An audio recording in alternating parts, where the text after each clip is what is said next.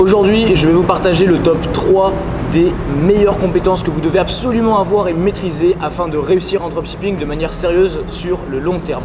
Juste avant qu'on rentre dans la vidéo tout de suite, je vous invite à vous abonner et à activer la cloche de notification si vous me découvrez. Comme ça, on est parti. Donc clairement dans cette vidéo, comme à mon habitude, on va aller droit à l'essentiel pour ne pas perdre de temps, pour pas que vous perdiez du temps ni je perde de temps par la même occasion.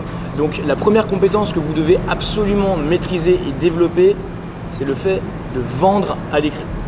Alors vendre à l'écrit, qu'est-ce que ça veut dire? C'est du copywriting au final, c'est être en mesure sur votre boutique de convertir un simple visiteur qui découvre votre produit, votre boutique suite à une publicité ou à un placement de produit par un influenceur, et grâce à votre compétence et même vos maîtrises en copywriting, dans le fait de savoir utiliser les bons mots au bon moment, de la bonne manière également pour pouvoir vendre, et bien ce visiteur va venir sur votre site et va repartir en client. Donc il faut bien comprendre une chose, c'est que votre visiteur, même s'il adore votre produit, s'il pense sincèrement que c'est un produit qu'il lui faut, si vous n'arrivez pas à lui donner le déclic de se dire voilà, c'est ça maintenant qu'il faut que tu achètes et avec une sacrée urgence, il ne le fera pas. En fait, ce qu'il va faire, c'est qu'il va aller chercher sur internet et qu'il va comparer avec d'autres revendeurs, ou même il va aller sur Amazon directement. Et il y a la dernière chose que vous souhaitez faire, et ça j'en suis sûr, c'est faire de la pub à Amazon. Vrai ou pas? Bon. Alors, la première chose que vous devez vraiment vous concentrer, sur laquelle vous devez vraiment vous concentrer lorsque vous faites du copywriting, ça va être de comprendre à qui est-ce que vous parlez. Si vous parlez d'une manière qui est totalement incohérente avec le visiteur qui est sur votre site, c'est-à-dire que vous parlez au visiteur A de la manière où vous devriez parler au visiteur B, eh bien forcément ça ne va pas coller. Ça ne va pas coller et par conséquent vous ne ferez pas de vente, ou alors vous allez faire vraiment un tout petit peu de vente par rapport à ce que vous avez comme potentiel. Donc le copywriting, il faut bien le comprendre, ça se travaille. C'est pas quelque chose qui est inné la plupart du temps. Et pour comprendre vraiment les mécanismes, il y a 3 piliers essentiels. Votre client, qui est-ce qui va lire le message. 2, quel est le but de ce message? Pourquoi est-ce que vous écrivez? 3, quelle est votre offre? Vous allez vraiment devoir produire et proposer une offre qui sort totalement du lot afin de différencier votre travail, votre site, votre produit de la concurrence. Parce qu'aujourd'hui en dropshipping, il y a vraiment beaucoup de concurrence et il y a une chose qui est sûre, vous ne souhaitez pas être un parmi les autres. Si vous n'êtes pas le meilleur, vous n'êtes au final pas gagnant. Voilà, donc ça c'est mon conseil par rapport à tout ça. J'ai une question naturellement, est-ce qu'aujourd'hui vous avez des bases en copywriting? Si oui, comment est-ce que vous avez développé vos compétences? Sinon, qu'est-ce que vous souhaiteriez pouvoir réussir à faire afin de vendre à l'écrit? Qu'est-ce que vous souhaiteriez mettre en place pour créer cette nouvelle compétence? J'attends vos réponses en commentaire et puis on passe au point numéro 2 de la vidéo. Donc point numéro 2, j'en ai un petit peu parlé sur les dernières secondes juste avant, tout simplement le marketing.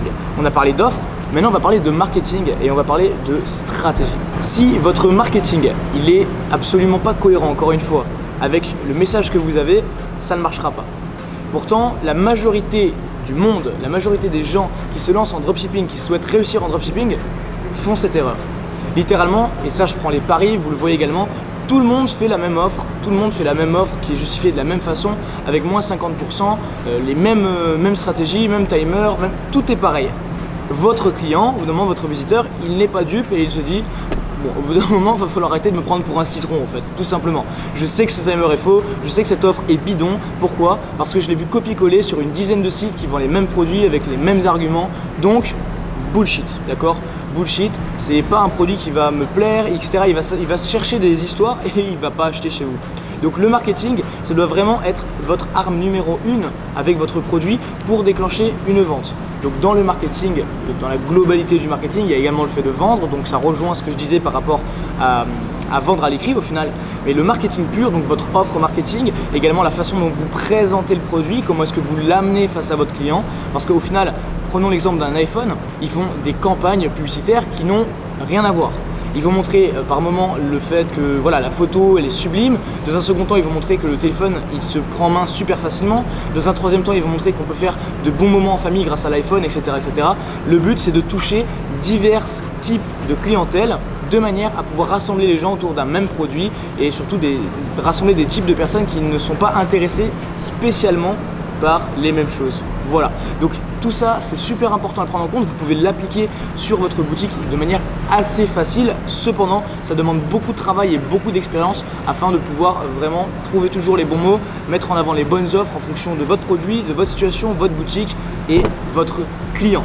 D'ailleurs, si vous souhaitez vraiment aller plus loin, je vous invite à la fin de cette vidéo, une fois que vous aurez vraiment fini ce contenu parce qu'il est plein de valeur, à cliquer sur le premier lien en description dans lequel je vais vous partager une conférence toute nouvelle que j'ai mise au point pour vous.